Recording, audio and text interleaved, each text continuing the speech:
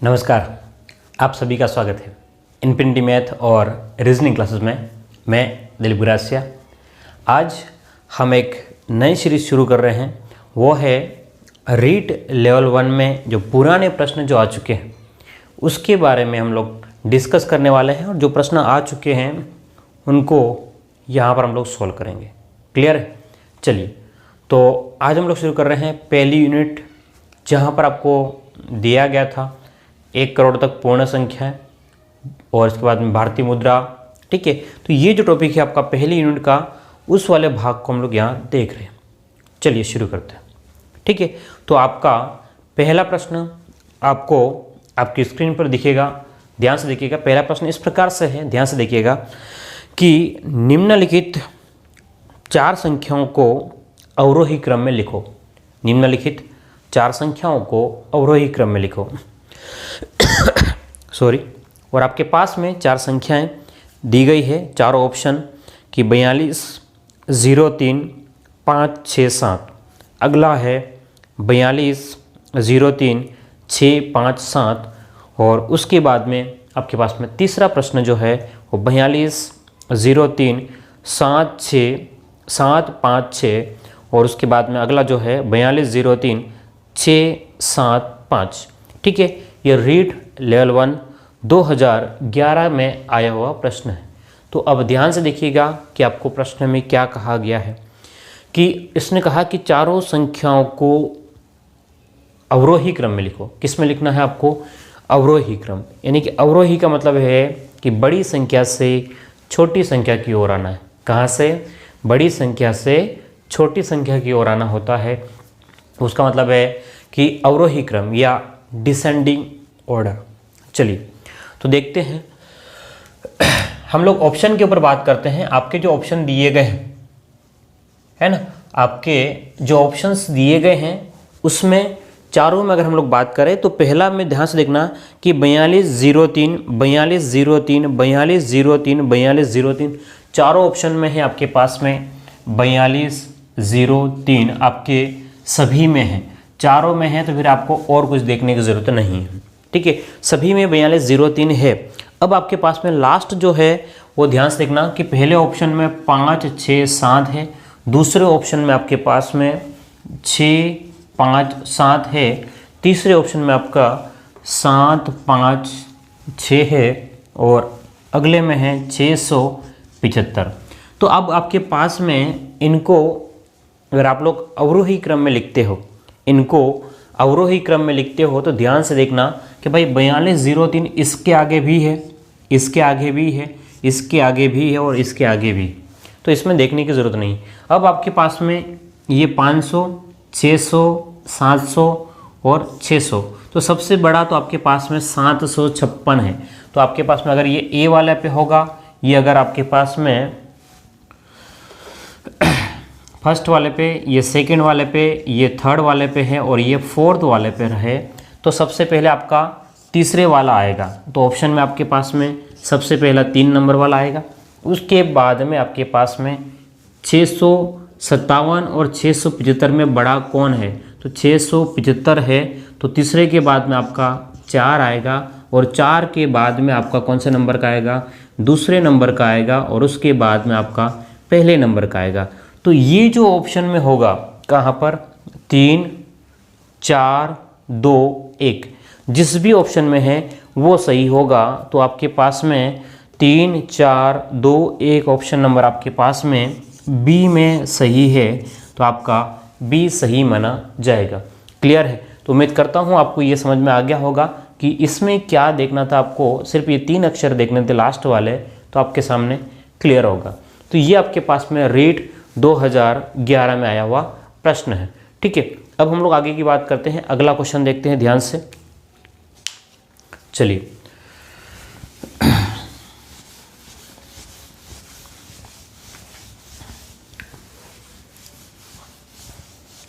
चलो example number 2 आपके सामने स्क्रीन पर होगा। ध्यान से देखिएगा कि सेकंड एग्जाम्पल क्या कर रहा है। 1 करोड़ बराबर है।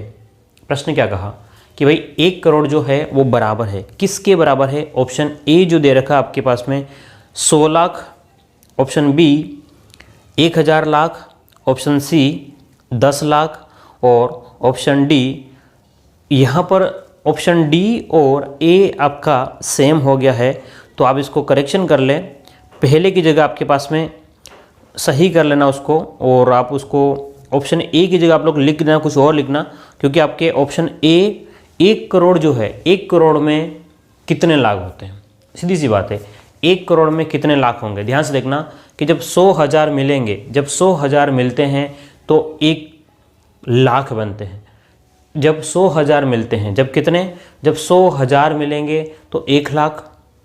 दूसरी बात, जब 100 लाख मिलेंगे, जब लाख कितनी बार मिलेंगे, 100 बार मिलेंगे, तब जा कर के, जब लाख ऐसे करके 100 बार मिलेंगे, तब जा कर के आपके पास में 1 करोड़ बनता है। तो यहाँ पर आपका ऑप्शन ए भी सही है और ऑप्शन डी भी सही है, यहाँ पर मिसप्रिंट है, ठीक है, क्योंकि ऑप्शन ए में भी 100 लाख दिया हुआ है और डी में भी 100 लाख दिया है। तो आपका ऑप्शन कौन सा हो जाएगा, आपका ऑप्शन डी और ए दोनों ही सही होगा। हम लोग करेक्शन अभी किसी में नहीं कर रहे हैं।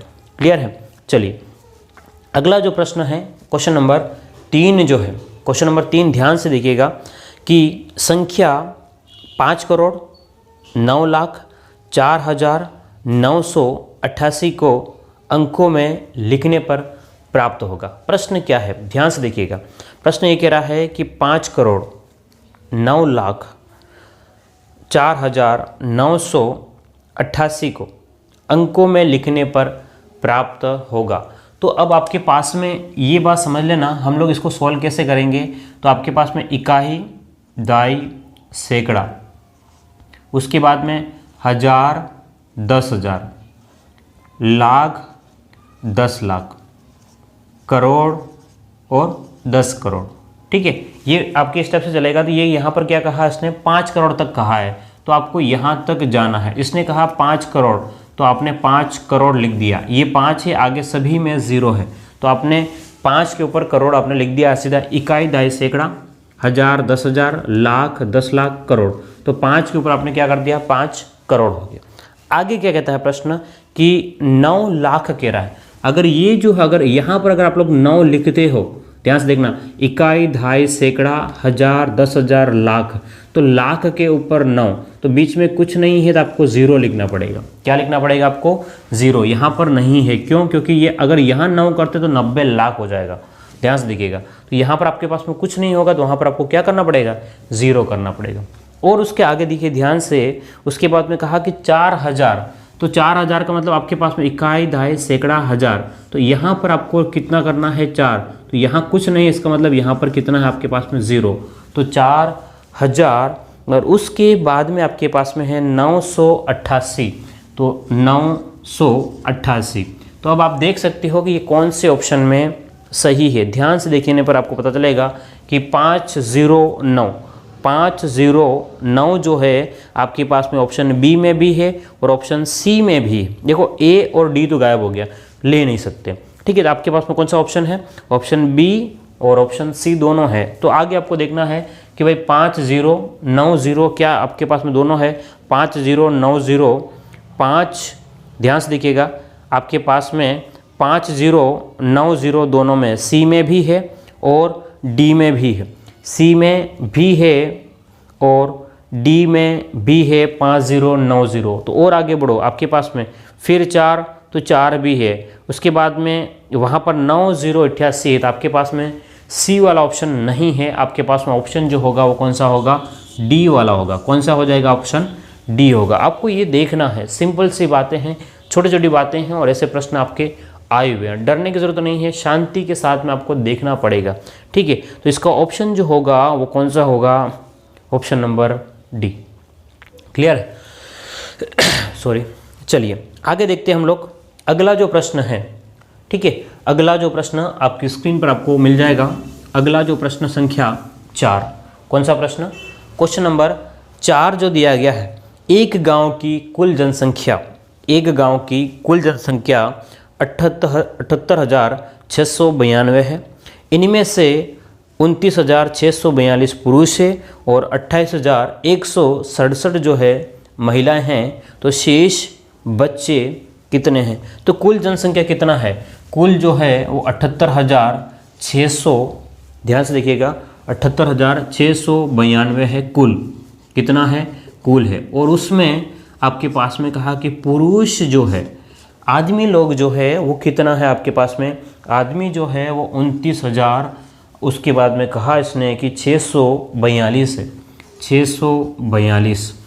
महिलाएं कितनी है आपके पास में, तो इसने कहा है कि महिलाएं जो है भाई, महिला जो है वो 28,167 है। तो दोनों को मिला करके, पुरुष और महिलाओं को मिला देंगे तो आपके पास में 9, 10 का 0, हासिल 1, 6 और 1 7 और 1 8, आपके पास में 17 का 7, हासिल 1, 2 और 4 और 7। तो आपके पास में जो आपके पास में महिलाएं और पुरुष दोनों मिलाकर के 57,809 है। कितना है 57,809। क्लियर है। चलिए, तो अब आपके पास में जो महिला और पुरुष है, लेकिन आपको पूछा है कि बच्चे कितने हैं। क्या पूछा गया आपको कि भाई बच्चे कितने हैं, तो आपको बच्चे बताने हैं। तो बच्चे बताने के लिए आप लोग क्या करेंगे, कुल जनसंख्या में से आप लोग माइनस करेंगे, कुल जनसंख्या में से आप लोग इस वाले में से ये वाला घटाएंगे। तो देखो 2 में से 9 गया, हासिल देंगे हम लोग, ठीक है। तो ध्यान से देखेंगे, 2 में से 9 जाएगा तो 10, 11, 12, कितना आपके पास में 3, हासिल इधर आ जाएगी। तो 9 में से 1 जाएगा तो आपके पास में 8, ठीक है। 6 में से 8 आप घटाना है तो आपके पास में 8 बचेगा, हासिल 1 इधर देखो, 8 में से 8 जाएगा तो 0 और 7 में से 5 जाएगा तो 2। तो 20,883 जो है आपके बच्चे होंगे, 20,883। कौन सा ऑप्शन होगा, तो ऑप्शन नंबर आपका ए सही माना जाएगा। कौन सा होगा, ऑप्शन नंबर ए जो है आपका सही आंसर होगा। क्लियर है। तो ये प्रश्न संख्या आपने 4 तक हमने देख लिया है और ये भी 2011 का प्रश्न आया हुआ है। क्लियर है। चलिए, उम्मीद करता हूँ आपको समझ में आ गया होगा। अगला क्वेश्चन देखते हैं हम लोग।